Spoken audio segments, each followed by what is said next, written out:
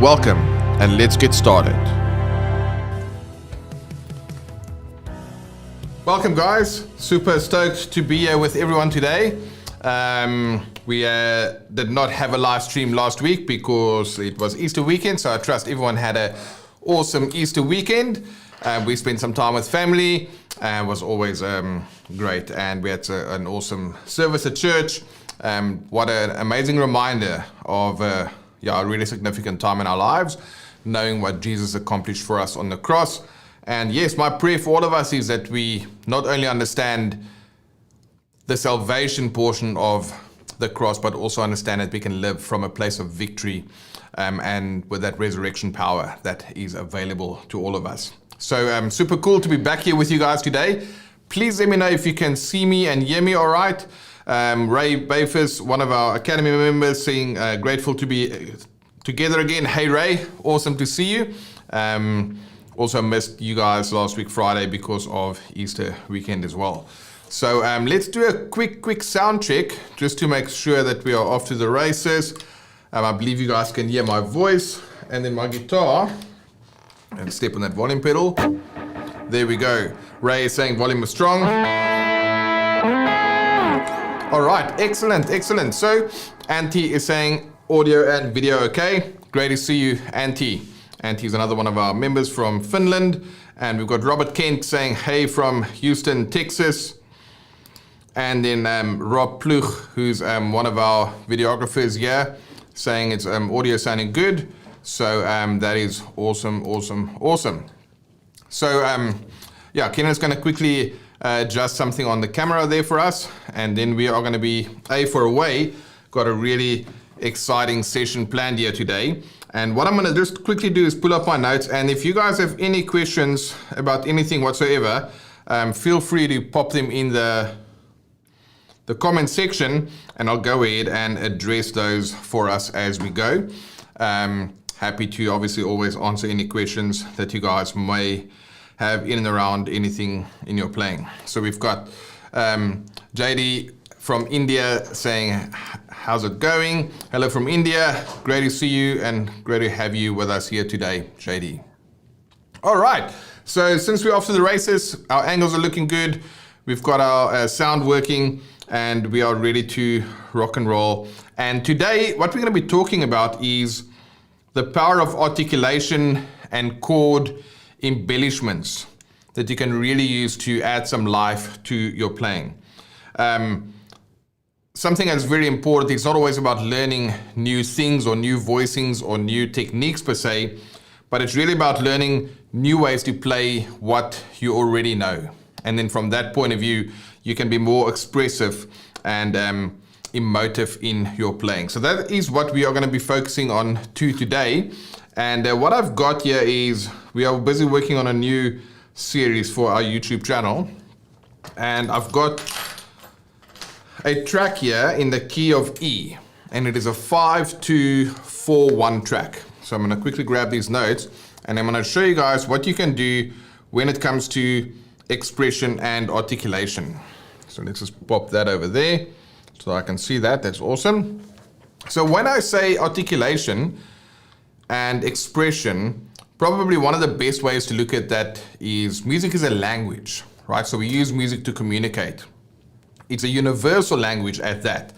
And so even today we've got people from Finland, the US, India, a bunch of different places all over the world, but we can connect with music as being a universal language. And having said that, one thing that we know is key when you talk to people, and especially if you're married, right? You might have heard your wife say, or your significant other say, it's not what you said, it's how you said it. All right, so that emotion that we use to kind of encode our words, that obviously makes a very big difference as well. So that is why I want to talk to you today about not so much about learning new things on the guitar, but rather how to play what you already know in new and different ways. So what I'm going to do is I'm quickly going to just do a little bit of a jam over this track that I mentioned, which is B major, F sharp minor, A, and E. And it's in the key of E, and a lot of you might recognize this as the progression from Revelation song. So what I'm going to do is I'm going to jam through this track a little bit. Let me know in the comments if you want the track to go louder or softer, and then I can adjust the volume there accordingly. But I'm going to do this real quick, and I'm going to use some expressive devices, making use of articulation. And then I'm going to show you guys today how you can use that in your own playing. So here's our track. F sharp minor, A to E. So now I can start playing.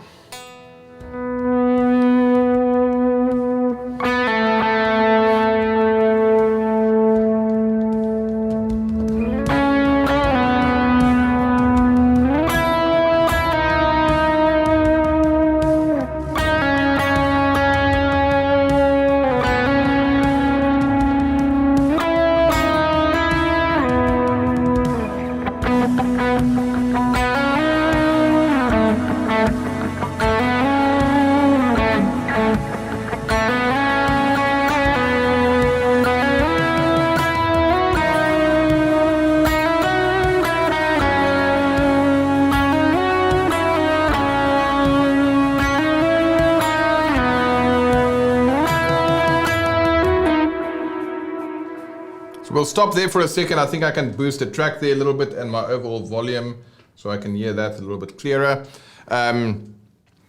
So what I've just done there is I basically played, obviously that was kind of a lead part to go over this section that we've just listened to, but there was a lot of articulation and a lot of things that I used to play more expressively. So more volume for the backing track. All right, we'll definitely do that and boost the volume up there a little bit. All right, so one thing I forgot to do is just to change over to this camera. So my chords, like I said, it's B, F sharp minor, A, and E. And then instead of just playing B, A,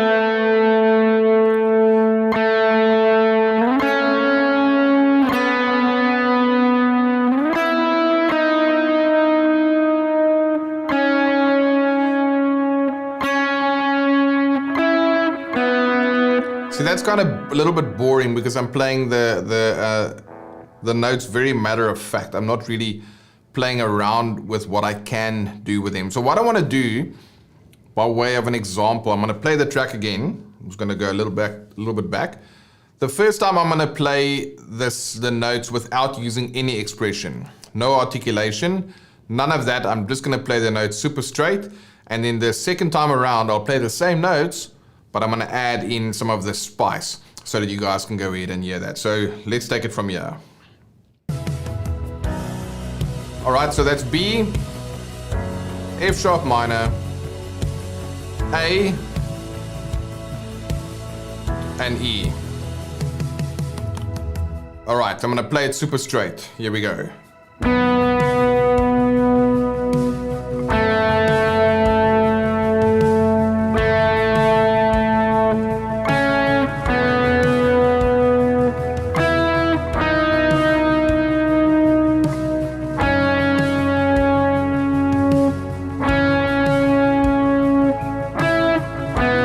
Play the same thing with emotion. Check this out.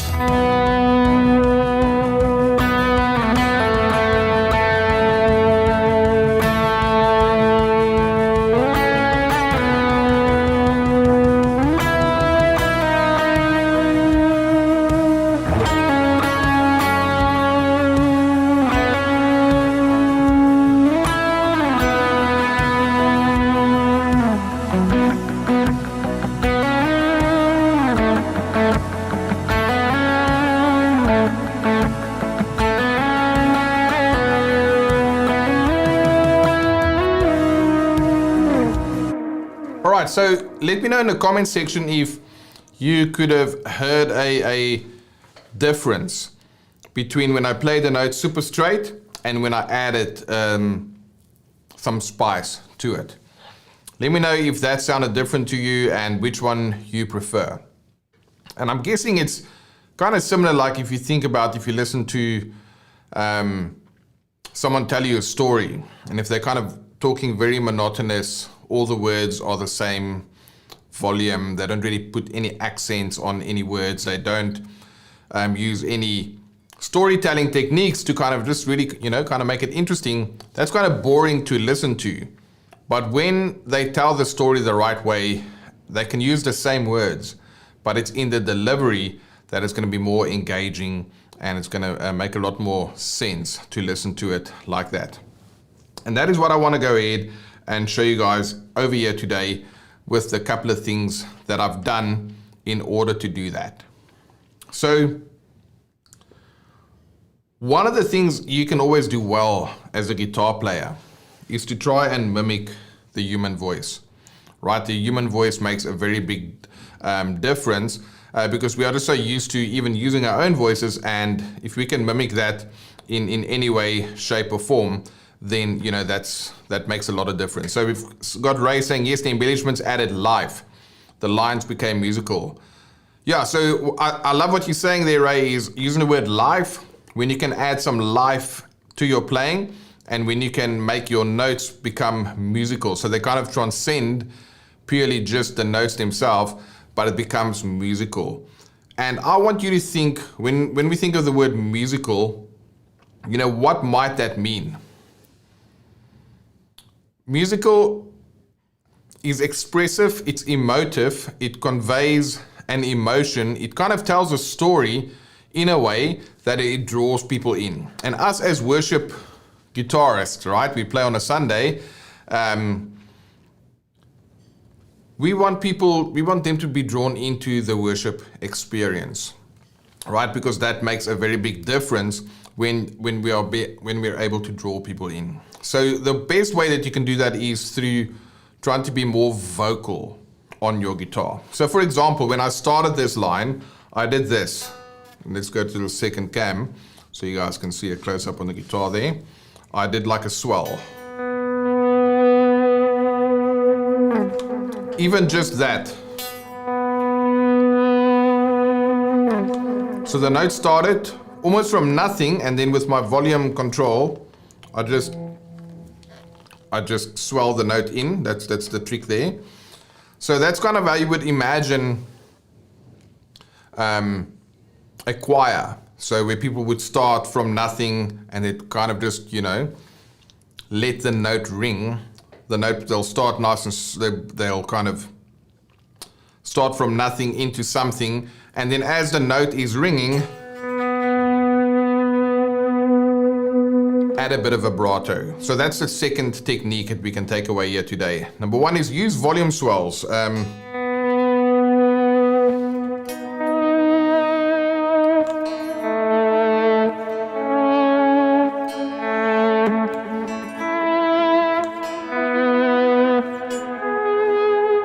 Anything like that to kind of mimic what you would imagine a choir to sound like. That's great. The second thing is to use vibrato, but to use it sparingly. You don't want to do like just too much of that. It kind of sounds like a little bit like a scared sheep. You don't want to do that. You just want to use some tasteful vibrato. So those are the first two things. Volume swells and some tasteful vibrato, just to give the note life. Singers naturally do that. Some singers will use a lot of vibrato, others will use not so much, but it's in the way that you add vibrato where the fingerprint component kind of comes through. And as we all know, we all have unique fingerprints, right? So if both of us just play a B note like that, it's going to sound very similar. But once we start playing the note, and we add vibrato, now your identity is going to come through that sound. What do I mean by that? Well, the way you bend the note, vibrato is slightly it's a slight and rapid variation in pitch. So this is a B note over here. So what I'm doing very slowly is, and when I accent it like that, it doesn't sound good, but that's basically what's happening. It's a rapid variation in pitch. Okay, so what have we got? The amount that you're gonna bend your note is gonna be different for everybody, right? Some people are gonna bend it, have like wider variation in pitch. Others are gonna have like a slighter variation in pitch. So that's one variable. The speed at which you do it, that, you know, the nuances within that, it's like the, you know, it's kind of endless, right? So the amount of bending that you use and the speed at which you bend it, that is like your accent or the way that you speak, right? That's what gives you character. And I want to encourage you to try and develop that, because no one else is going to be able to mimic your vibrato exactly like that. And when you can learn to release your sound like that, it's very important, because that is your identity is going to come through there. So I want to encourage you on the vibrato thing. Don't overdo it, but learn how to add vibrato to your playing. All right, now we've looked at swells, we've looked at vibrato. What's next? Well, slides and pull-offs and hammer-ons. Those are all forms of slurs. So what is a pull-off? Let's go to the second cam here. If I pick a note,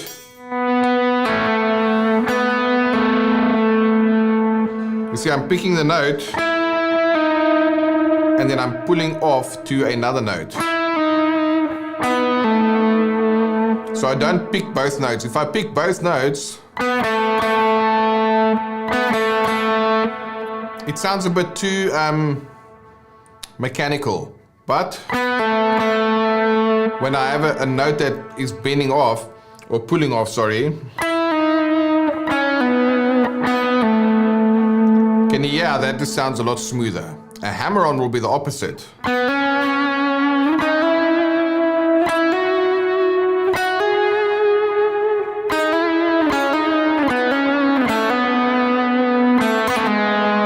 And you can combine hammer-ons and pull-offs. And there I have a slide. So as you can see, I can pick a note, hammer onto another note, or I can pick a note, slide into another note, or I can pick a note,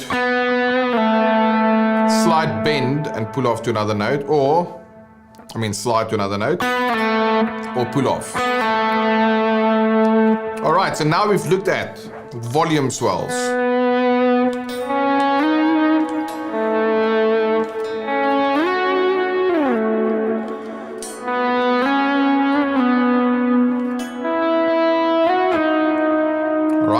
Volume swells, pull-offs, hammer-ons, slides. And then finally you have bends, right, where you physically want to bend from one note into another. But we're not going to focus on bending today. I just wanted to show you the slides, the hammer-ons, the pull-offs, and the vibrato and the volume swells. That gives you 5 opportunities to do that. So when I play this, I'll play the track again. And I'll talk over it just to kind of show you what I'm doing. Volume swell, slide, volume swell, slide, slide, slide, pull off, hammer on, slide,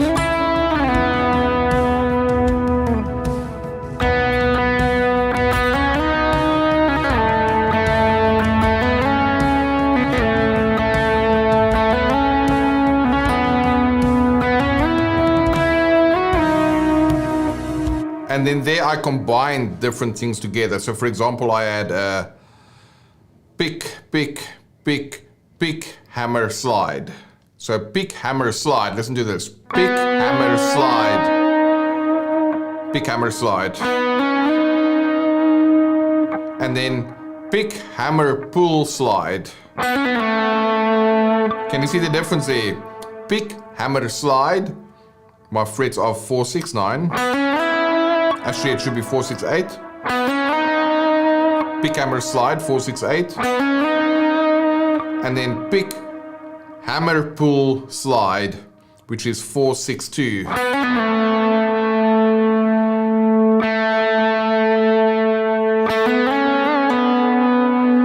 So those are a couple of ways in which you can combine this. So pick, hammer, slide.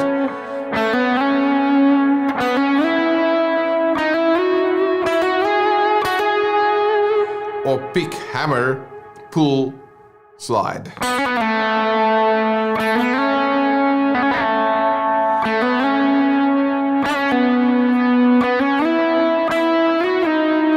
So you see what happened there was pick, slide, slide. So I pick a note, I slide up and I slide down. So even just these little things will make a very big difference in your playing when you can start using a combination of hammer-ons, pull-offs, slides, vibrato, and volume swells. And this is something I do kind of instinctively, is like, for example, on a note like this.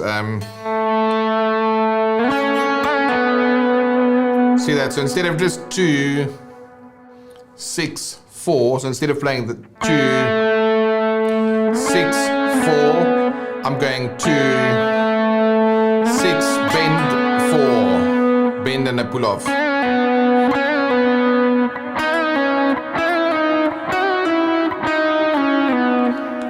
Now with all things, you want to be careful in that you don't overdo it, right? Because if you do too much vibrato, too many slides, then it's not going to sound nice. And in fact, just for fun, let me go and overplay a little bit by using too much of this, so that you can see what you don't want to do with these techniques. Let's listen to this. F sharp minor.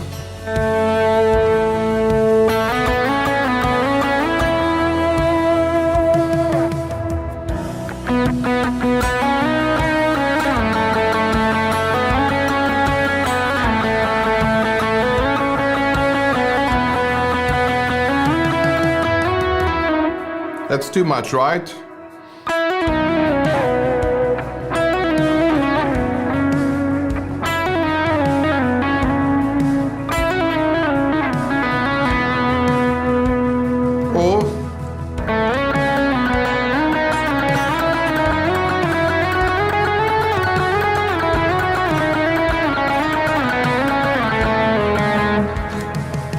Alright, so I just want to be clear, that's what you shouldn't do, right? It's too much, it's a little bit all over the show, and when you play like that on a Sunday, it's going to draw attention. Someone's going to look at what's happening there. It's going to be out of place, and that's what you don't want to do, is you want to add to the sound, and you don't want to kind of, overplay like that. But there are times where you can go ahead and do some fun stuff. Right, so any questions, pop them in the comments section, and then what I'd love to do is show you guys a simple technique that you can use to start experimenting with this, specifically as it relates to outlining your chord tones. So if you have any questions, feel free to pop them in the comment section. And then what I want to do now is I just want to quickly talk to you about the chord progression and the chord tones. So our chords for this, I'm going to just take off my delay and everything, and let's take off that boost. All right, let's go to the second cam. So this is a B triad, F sharp minor, A, E. All right, nice and simple. This is my chords. These are my chords. 5, which is B, 2, F sharp minor, 4, A, and 5, the final chord is 1, which is E. So B, F sharp minor, A, E. Most of you would know those triads, especially on our channel. We teach a ton around the triads. So what you want to do is, in this instance, if you can play B like this, you want to be able to do it like this. Exactly the same notes, but instead of playing it across strings 4, 3, 2, I'm playing it across string 1. And then F sharp minor, same notes, but on one string. Then A, Same notes on one string, and then E. What I'm going to do is I'm going to just quickly throw my delay and my reverb back on, and I'm going to use like a bouncy, syncopated, palm muted approach, which is something like.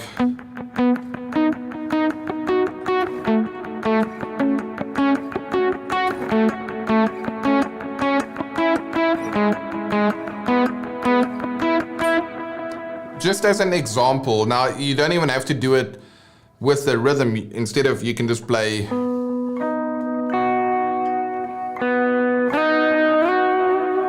And you can practice your slides.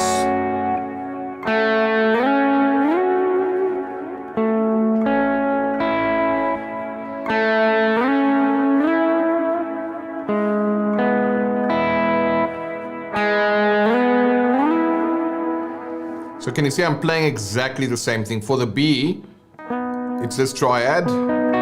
My notes are B, D sharp, F sharp. So B, D sharp, F sharp. For the F sharp minor, my notes are A, C sharp, F sharp, A, C sharp, F sharp. For A, my notes are A, C sharp, E, A, C sharp, E. And for E, my notes are G sharp, B, E, G sharp, B, E. So now this is what I'm about to do. In our Worship Guitar Skills Academy, we have a section that we call our drill library. And this is where you can just practice these drills to kind of outline the notes on the guitar. And I'm just going to practice now playing the chord tones of each chord on one string. And I'm going to use slides with some vibrato. If you have any questions, pop them in the comment section, and let's go ahead and check this out right now.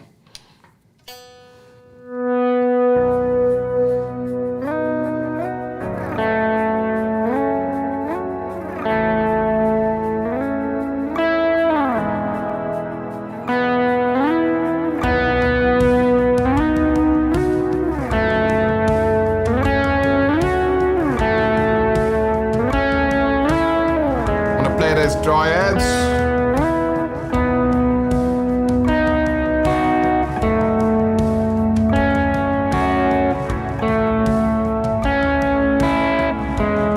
As single string notes.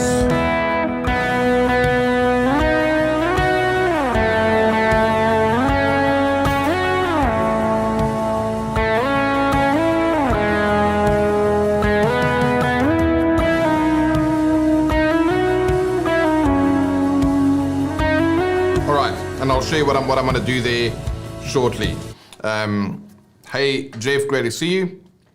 All right, so that was purely just for me to map out the chord tones, all right, just to kind of get a sense of that.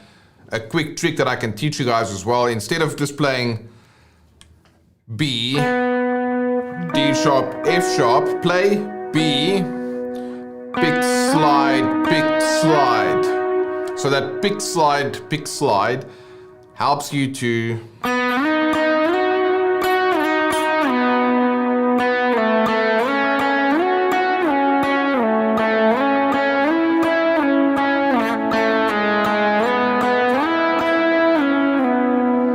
that pick slide, it kind of displaces the rhythm a little bit, so that's a nice little technique that you can use to kind of get around the guitar. But when you only use chord tones, it can become a little boring. If not boring, another better word might be predictable. So you want to be able to use some different notes within the scale to connect your chord tones.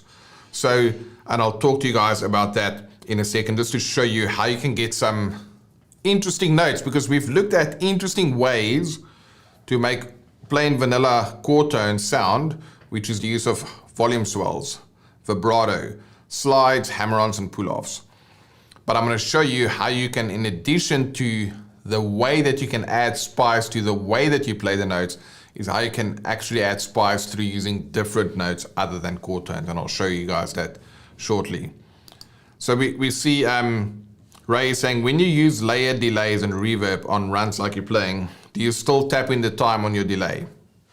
Yes, for the most part, I have timed delays. Now, this particular tone has an obscene amount of delay and reverb.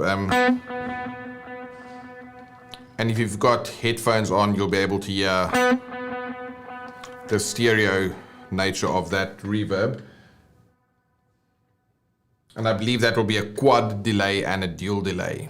So yes, Ray, I always have them tapped, because then even if I do a section like this, let me do some rhythmic stuff using those same notes. I'll quickly show you. I want that to be in time.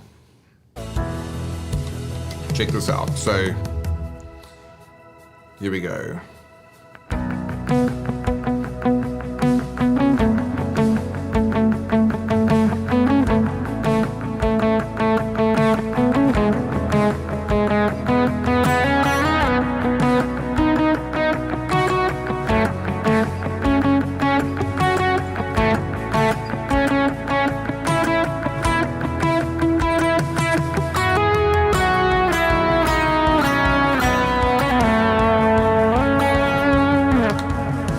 Etc. So in that case, I would like for those things to be in time. So yes, I tap the time on my floorboard so that I can be 100% in time.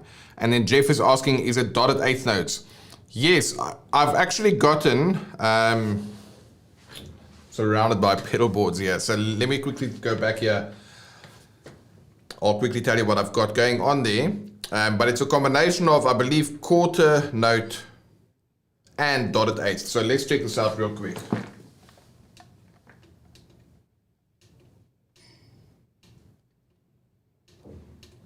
All right, so this is the first delay in that signal.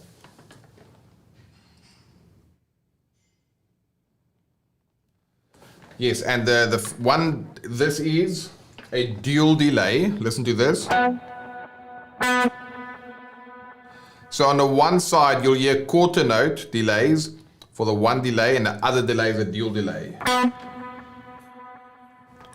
That's why you're kind of hearing it spread like that. So it's a quarter note delay for the one, and it's a dotted eighth for the other delay. And then my second delay, which is another dual delay, there I've got an eighth note delay as well as a dotted eighth. That's tap, tap, tap, tap, tap, tap, tap. That's why it's kind of doing that interplay between a dotted eighth and a normal eighth delay. So on my first dual delay, quarter note and dotted eighth, and on my second dual delay, eighth note and dotted eighth. And both of them together sound like this. So, and if you have that in stereo, you'll kind of hear them bouncing around. So yes, that's right. It's 2 delays. It's actually 4, because I have a quarter note delay, a dotted eighth on the one dual delay, and then I've got another dual delay with an eighth note delay and another dotted eighth. And then the levels are set slightly differently so that it's a bit more musical and not too kind of crazy as it relates to all the delays being the same levels. So that's when I can do all this.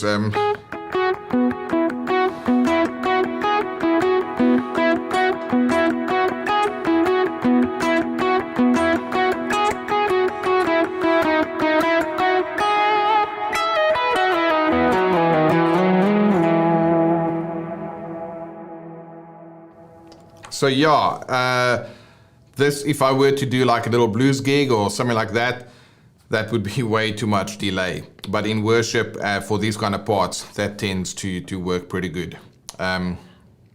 So yeah, we're happy to cover that. And there should be a video on our YouTube channel. I forget what it's called. It's one of our fairly recent videos, like in the last 2 months. It's something about my tone revealed or something like that, just because so many people have asked around that. So what I've done is I filmed a video explaining this exact tone, showing the compression, the boost, the shaper, the dual delays, the reverb, and I think that's pretty much it. And there's a boost and a distortion as well. So that video is on our channel in case you want to watch that. And talking about tone, we've got some good news. We've had so many people reach out and say, can we help them with tone? And unfortunately, the answer has always been, unfortunately not, because I've got a Kemper, which is what I use as my main tone. And then all of the patches that I use are patches that I purchased somewhere else from Tone Junkie, from HW. And so obviously he had all the awesome amps. They did all the work of profiling them and everything. So I wasn't able to, number one, if you don't have a Kemper, I can't share the patches with you. So even if you had a Kemper, I can't share the patches. And if you don't have a Kemper, even if I could share the patches. So it was kind of a catch-22. So what we've done is we've invested in a Line 6 Helix, because over there we can actually make the tones, since the Helix works on a different premise than the Kemper. The Kemper, you have to physically have the amps to profile them, and with the Helix it works more on presets and modeling, which is what Line 6 basically, I believe they were one of the first people to properly do that with the pod being like 20 years ago. So we are busy working on patches. We'll have some free patches, we'll have some paid patches, and basically we're going to recreate this exact sound that I use and that so many people always ask, how do you do this and that?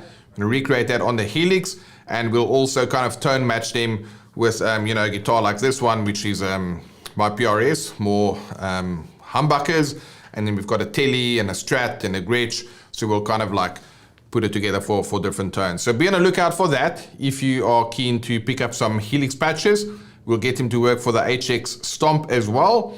And soon we'll expand. We'll help you guys with the Pod Go or some of the other devices out there. So just a little bit of some updates on the tone stuff over there. But yeah, tone is so important. Once you have you understand the note components, like what notes to play. That's why I've given you guys that core tone stuff. You have ways in which you can play the notes, emotive, articulation, all those kind of things. I've shown you some of those techniques today. We cover that on the channel. You have good technique that you can trust your technique to play, and really dig into the strings so that you get a good tone. And then in addition to having a good tone in terms of the way that you work with your delays and your reverbs and your drives and your compression, everything, those are like the main building blocks. And if you have that as a virtual guitarist, you can do some serious damage for the kingdom, right? So, yeah, that'll go a long way. So going back to, we were talking about, great, it's awesome to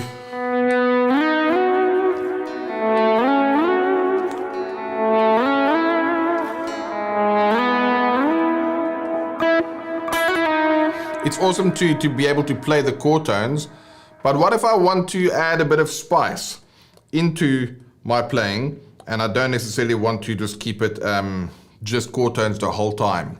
Well, check this out. First of all of you guys will know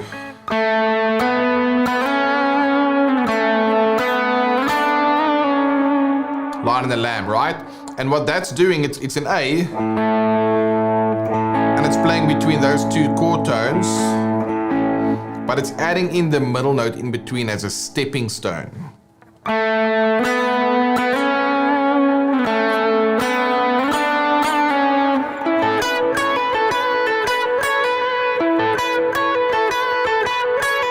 And even this section here is simply just an A chord, and I've got that same note, the B over here, that I'm just adding an additional note. So you can do any of this stuff, and I'm going to do a quick demo for you over here. When you go from one chord tone to another chord tone, but then use any of the notes in between them. Because if I go B, D sharp, F sharp, between the B and the D sharp, there's the C sharp. And between the D sharp and the F sharp, there's an E. So instead of just going, I can go.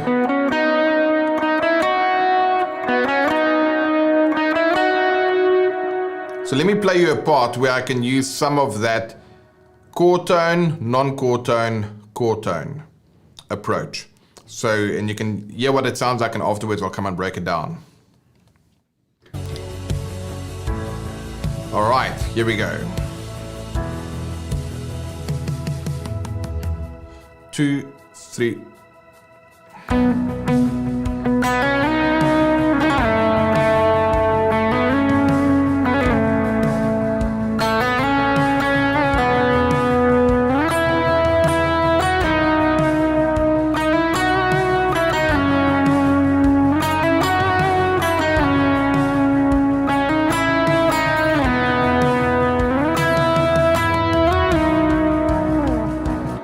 So what I've done there was exactly what I've just told you, is I started here on the B for my B chord, and I want to get to the D sharp, but I'm using this as a passing tone. And see what I'm doing is I'm doing pick, pick, hammer, slide. Pick, pick, hammer, slide.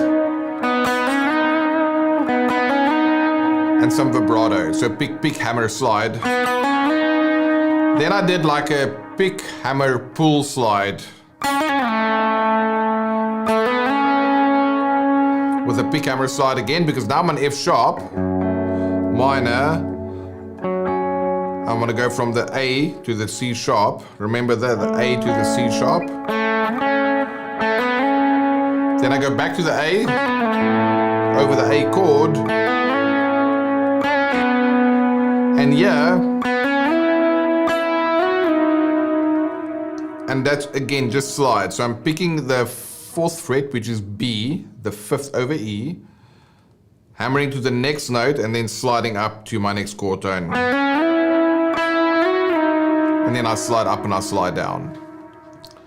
And then when I'm here, up to the next note, I'm going 8, chord tone, non-chord tone, chord tone, chord tone, non-chord tone, chord tone.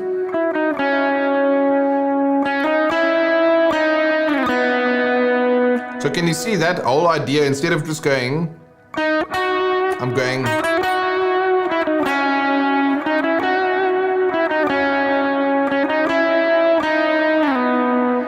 I'm literally just playing what you would call the passing tone. So we're going to do that one more time. I'll play that for you, and we'll throw in some octaves for some octave polyrhythmic fun stuff there at the end. And if you have any questions, we're about to wrap, let me know. But hopefully you can see that by adding hammer-on, slides, vibrato, pull-offs, and some volume swells, you can add some emotive feeling to your notes. And then that's the notes that you're going to be using will be mostly chord tones. And if you want some additional notes in addition to the chord tones, you'll use the other notes from the scale. And I'm going to show you exactly where those notes come from right after this demo. If you guys have any more questions, feel free to pop them in the comment section.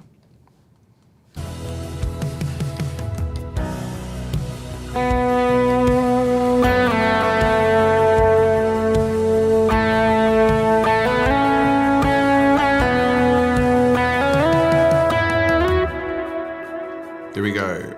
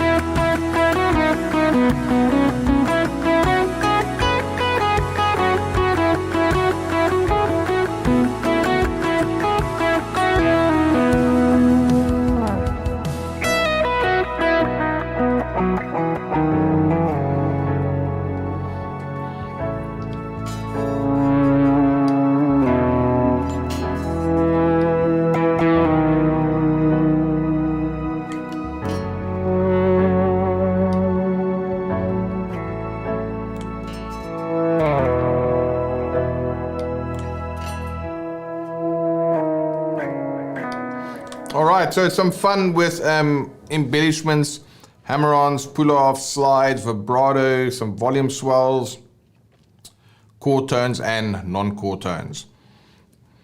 And Jeff is asking what progression is the backing track. That was 5-2-4-1 in the key of E, in other words B, F sharp minor for the 2 chord, A for the 4 chord, and then E for the 1 chord. It's a Revelation song. So B, F sharp minor, A, E. It's also in the, thanks for putting that in there for us, Ray. It's also in the membership area, Jeff, if you want to go and grab it there in the practice pack area. And in our ultimate guide to composing worship guitar parts, all of these new parts will also go in there with the same track. So you'll be able to grab them all over there, Jeff. Awesome. All right. So Tim PE. So let us know if you're watching from Port Elizabeth or if PE stands for something else. All right. So Tim is saying, so you only stay on the chord tones of the triads longer and all the other ones you leave quickly again. Is that right? You know what? That's a pretty good summary because a chord tone is your safe tone. So I can have a long chord tone. So you can see my 2 long notes were the B and the D sharp. And then I only had a quick one on the C sharp. So yes, the non-chord tone, I didn't stay on that one too long. And then over here, for the A, chord tone, non-chord tone, and then for the A, same thing.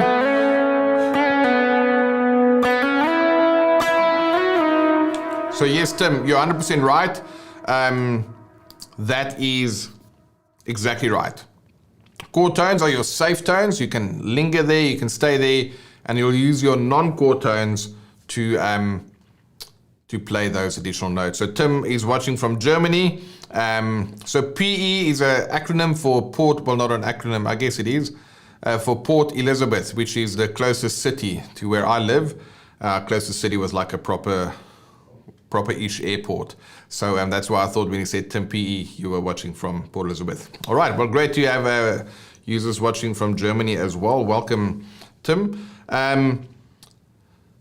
All right, so how do you know where to find these non-chord tones? Because I've shown you now, if you want to play B, it's like a triad. F sharp minor, A, E. So those are all your chord tones from triads, but instead of playing them on multiple strings, I'm playing them on one string. Now you need to know the key that you are in. Now this song is in the key of E. So my lowest, if I play the E major scale,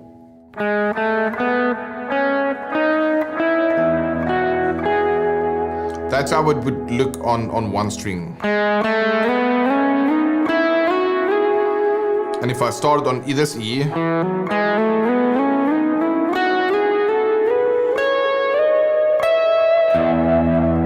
that is the E major scale on one string. We have 4 sharps in the E major scale. We have E, F sharp, then my lowest note is a G sharp, A, B, C sharp, D sharp, E, F sharp, G sharp, A, B, C sharp, D sharp, E. So now as long as you know that those are your chord tones,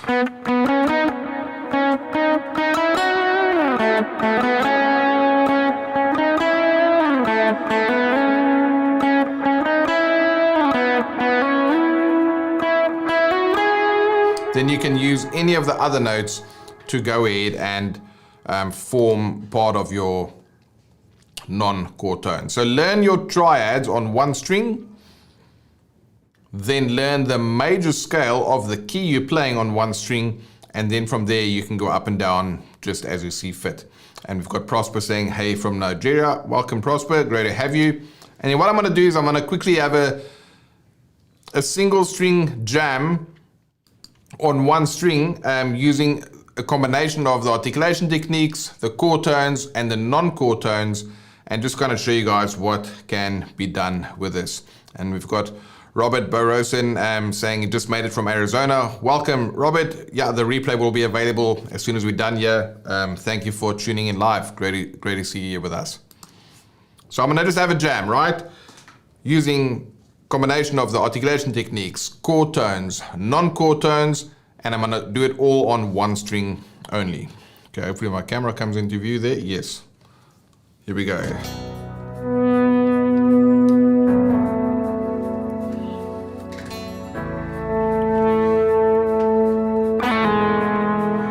Chord tones.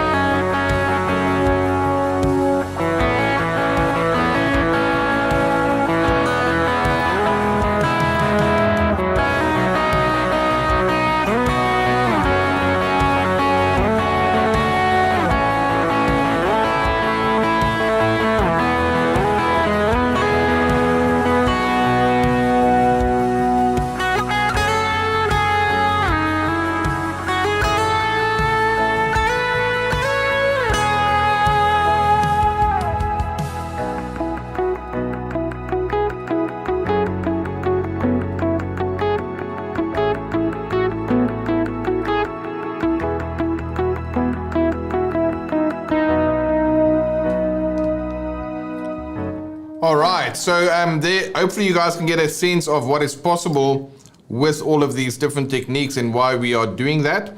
And then Tim is saying, for one last question here, what exactly are you doing with your middle and ring finger during the palm muting parts? Muting the played string or the others? Okay, great question. I'm mostly muting the strings. So I'm muting the strings, the palm muting part. So that's easier because I'm only picking the notes that I want to hear. But when I'm doing like,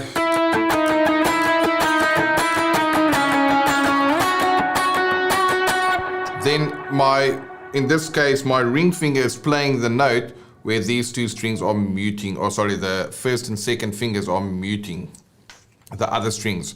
So I'm using my middle and my ring finger to mute strings that I'm not playing. And sometimes if I'm playing with my first finger, I'll use my middle and ring finger to mute. Other times if I'm playing with my ring finger, I'll use my, the second and first finger to mute. So string muting is so essential because it allows you to play and to dig in without worrying about hitting wrong notes. And then David is asking what kind of pick do I use and does it really matter? So let's go to this angle. David. So let's just see there. Hopefully the camera will play along with us here.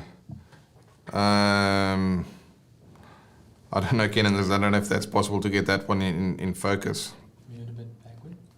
So this is a kind of a Jazz 3 pick that I just use, and it's made from Altex material. So does it matter?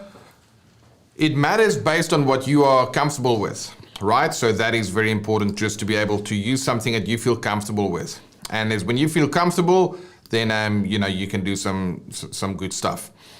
So that is my preference. And then Jeff Meta saying, great session, thanks for the info. Gives him good stuff to practice. Awesome, Jeff. Be on the lookout for everything in the members area.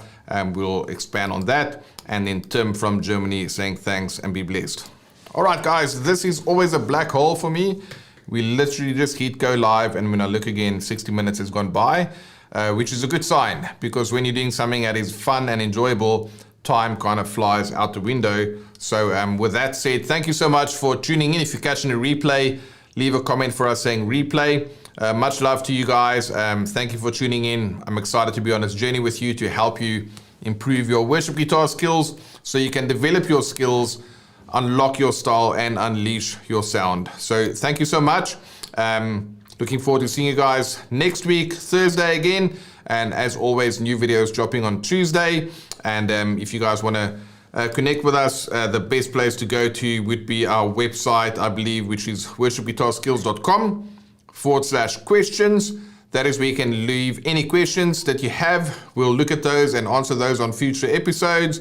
And then if you go to thatworshipguitarshow.com, you'll be able to sign up to our notification list. We'll send you a weekly newsletter letting you know when the new shows are happening. And you'll also be able to catch all of the replays when you go there. So that's how you can get in touch.